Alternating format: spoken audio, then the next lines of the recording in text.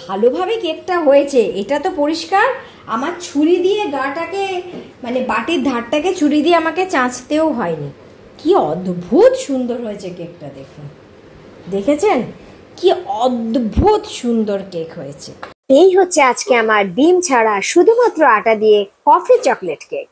সবাইকে স্বাগত জানাই সৌমির ভালোবাসায়। আজকে আমি দেখাবো ডিম ছাড়া শুধুমাত্র আটা দিয়ে কফি চকলেট কেক।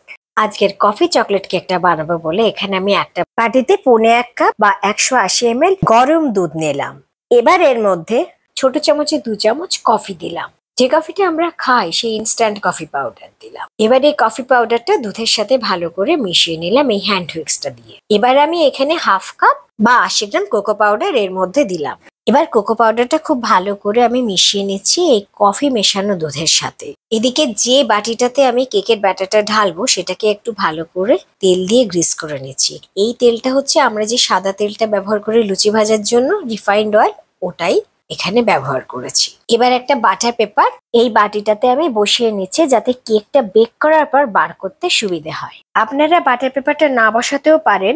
তখন এই তেল দিয়ে গ্রিস করার পরে একটু ময়দা ছড়িয়ে নেবেন বাটিটার ভিতরে, তাহলে বাটার পেপার না বসালেও হবে। কেকের এই মোলটা আমার রেডি হয়ে গেল। এবার আমি এটা সরিয়ে রাখছি। এবার কফি আর কোকো পাউডারের এই মিশ্রণটা এটা কিন্তু এখন রুম টেম্পারেচারে চলে এসছে, যেটা আমি দুধের সাথে মিশিয়েছিলাম। এবার এতে 180 ml বা 1.25 কাপ রিফাইন্ড অয়েল দিলাম। এখানে আমি 200 গ্রাম ব্রাউন সুগার নিয়েছি চকলেট কেকটা বানাবো বলে। আপনারা কিন্তু এর বদলে গুঁড়ো চিনিও দিতে পারেন। গুঁড়ো চিনি হচ্ছে আমরা এমনি যে চিনি রোজ ব্যবহার করি সেই চিনিটাকে মিক্সিতে একটু গুঁড়ো করে নিলেই হবে। এই 200 গ্রাম ব্রাউন সুগারটা দিয়ে এটা ভালো করে মিশিয়ে নিচ্ছি হ্যান্ড উইক্সটা দিয়ে। এবার এতে আমি 180 গ্রাম টক দই দিচ্ছি। টক দইটা দিয়ে এটা ভালো করে মিশিয়ে নিচ্ছি। এবার এতে 1 টিস্পুন ভ্যানিলা এসেন্স দিলাম। ভ্যানিলা এসেন্সটা দিয়ে আবারও ভালো করে মিশিয়ে নিচ্ছি। এখানে আমি 1 কাপ আর 1/2 কাপ মানে 1.5 কাপ আমি আটা দিচ্ছি। আজকের কেকটা আমি আটা দিয়ে করছি, ময়দা দিয়ে করছি না। এই যে আটাটা আমি দিচ্ছি এটা কিন্তু একবারে দিয়ে দেবেন না, এটা 3 থেকে 4 বারে এরকম ছাঁকনির ভেতর থেকে দেবেন, কেননা যাতে কোনো দলা বা গুটলি না থাকে এই ব্যাটারের মধ্যে।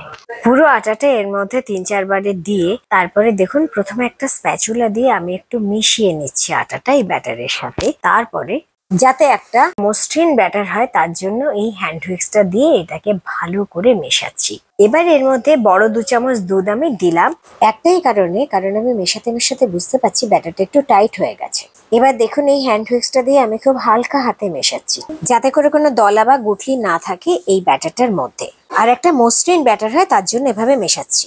এবার আমি ব্যাটারটার মধ্যে 1 চামচ বেকিং পাউডার আর 1/2 চামচ বেকিং সোডা দিলাম আর 1/2 চামচ দুধ দিলাম। হ্যান্ড হুইক্স দিয়ে এভাবে আমি খুব হালকা হাতে মেশাচ্ছি যে শুকনো উপকরণগুলো এর মধ্যে দিলাম, মানে আটা, বেকিং পাউডার, বেকিং সোডা, এগুলো।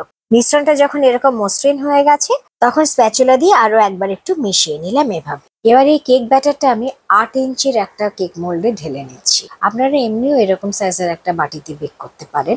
আর ওপরটা একটু স্প্যাচুলা দিয়ে সমান করে দিচ্ছি, একটু ঠুকে নিলাম যাতে করে ভেতরে যদি কোনো বাতাস থেকে বেরিয়ে যায়। আর আমি তো বরাবরই এরকম একটা লো র্যাক দিয়ে করি, সেভাবেই বেক করছি। 170 ডিগ্রিতে এটা বেক করছি। 45 মিনিট পর আমি কেক মোল্ডটাকে বার করছি মাইক্রোওয়েভ থেকে। এবার একটা টুথপিক দিয়ে চেক করলাম, দেখুন টুথপিকটা পরিষ্কার বেরিয়ে এলো। এখন এই কেকটা খুব গরম, তাই একটা সুতির কাপড় দিয়ে ঢেকে দিলাম। 3-4 ঘন্টা পর এই সুতির কাপড়টা সরিয়ে নিলাম। এবার আমি এই কেকটাকে ডিমোল্ড করবো। তার আগে এই স্ট্যান্ডটা সরিয়ে নিলাম, এখন তো আর গরম নেই তাই স্ট্যান্ডের উপর রাখার দরকার নেই। এবার আমি এটাকে ডিমোল্ড করছি ঠিক এভাবে, মানে এই বাটি থেকে বার করছি। দেখুন কি সহজ ভাবে কেকটা বেরিয়ে এলো বাটি থেকে। কেকটা এত সুন্দরভাবে বেক হয়েছে তার জন্য বাটির ধারটা আমাকে চাচতেও হয়নি ছুঁড়ে দিয়ে। এবার দেখুন কেকটাকে আমি সামনের দিক করে নিলাম। এই হচ্ছে আজকে আমার ডিম ছাড়া আটা দিয়ে কফি চকলেট কেক। ভিডিওটা ভালো লাগলে চ্যানেলটা সাবস্ক্রাইব করার অনুরোধ রইল। ভালো থাকুন, ধন্যবাদ।